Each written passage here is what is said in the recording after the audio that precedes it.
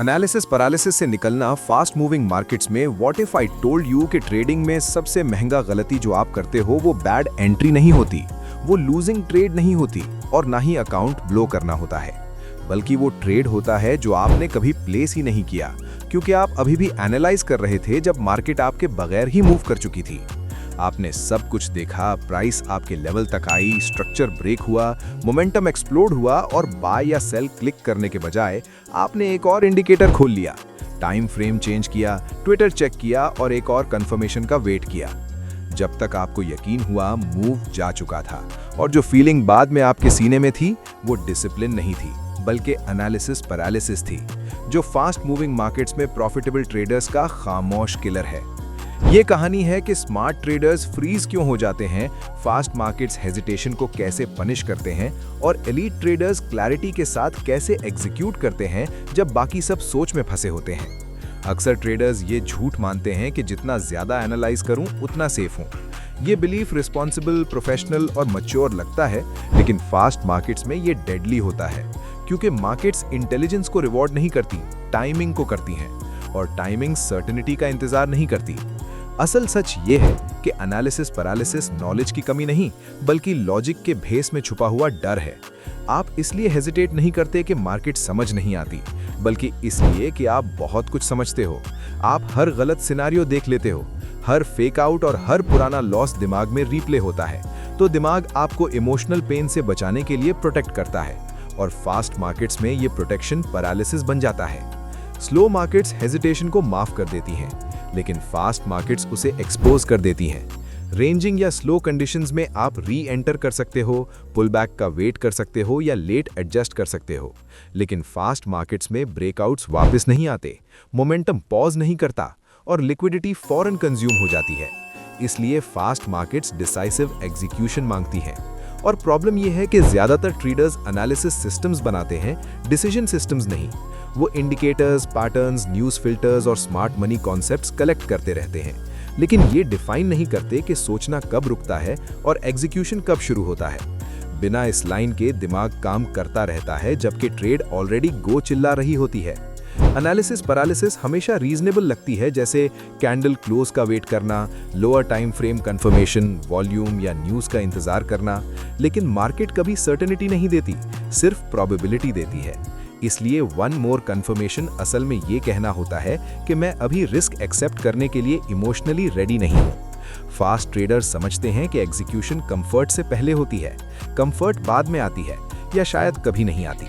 जब प्राइस तेज मूव करती है तो हार्ट रेट बढ़ता है, कॉर्टिसोल राइज करता है और फाइट या फ्लाइट एक्टिवेट होता है। दिमाग स्ट्रैटेजी मोड से सर्वाइवल मोड में चला जाता है, जो अनसर्टेनिटी को पसंद नहीं करता, इसलिए वो ज्यादा इंफॉर्मेशन ढूंढता है, कमिटमेंट डिले करता है और इररिवर्सिबल डिसीजन से बचता है। बाय या सेल क्लिक करना इररिवर्सिबल लगता है, इसलिए दिमाग स्टॉल करता है। एलीट ट्रेडर्स इस रिस्पॉन्स को खत्म नहीं करते बल्कि इसके गिर्द सिस्टम डिजाइन करते हैं। ओवर एनालिसिस प्रोडक्टिव लगती है क्योंकि आप रूल्स चेक कर रहे होते हो, स्ट्रक्चर रिव्यू कर रहे होते हो और रिस्क मेंटली मैनेज कर रहे होते हो, लेकिन फास्ट मार्केट्स में लेट एंट्रीज रिस्क रिवॉर्ड खराब करती हैं, मिस ट्रेड्स फोमो पैदा करती हैं और फोमो रिवेंज ट्रेड्स की तरफ ले जाता है। इस तरह एनालिसिस पैरालिसिस आपको प्रोटेक्ट नहीं करती बल्कि अगले गलती की बुनियाद रखती है। लूजिंग ट्रेडर्स के पास सिर्फ रूल्स होते हैं, जबकि विनिंग ट्रेडर्स के पास ट्रिगर्स होते हैं। रूल्स थियोरेटिकल होते हैं, जैसे ट्रेंड के साथ ट्रेड करना या हाई प्रोबेबिलिटी सेटअप का वेट करना, लेकिन ट्रिगर्स एग्जीक्यूटेबल होते हैं। अगर X हो तो मैं बिना डिबेट एग्जीक्यूट करूंगा। फास्ट मार्केट्स ओपिनियंस नहीं, इफ देन डिसीजंस मांगती हैं।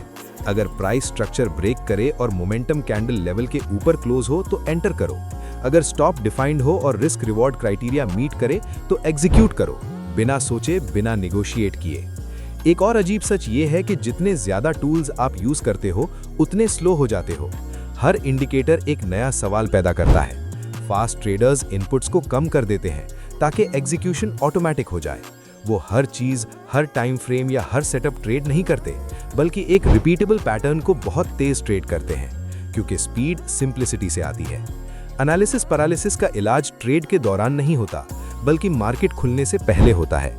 एलीट ट्रेडर्स पहले ही डिसाइड कर लेते हैं कि क्या ट्रेड करना है, कब ट्रेड करना है, कैसे एंटर करना है और कब वॉक अवे करना है। जब मोमेंट आता है तो वो डिसाइड नहीं करते, सिर्फ एग्जीक्यूट करते हैं। डिसीजन फटीग खत्म हो जाती है क्योंकि डिसीजन पहले ही हो चुका होता है। मार्केट सिर्फ उसे ट्रिगर करती है।